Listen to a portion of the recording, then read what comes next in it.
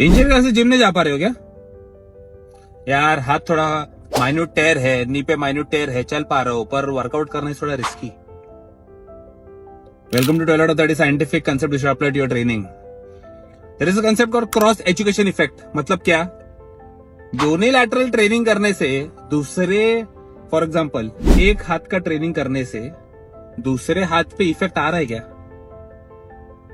So scientifically proven there is an effect. If you are into injury, तो your primary focus is not hypertrophy, right? तुम्हारा primary focus क्या है? Recovery is the primary focus, right? तो जब भी हम एक साइड ट्रेन करते हैं, the other side actually does not go through muscle loss. It hypertrophs. Of course, not the way it should, but research says 7.3% than what it would have been staying untrained, right?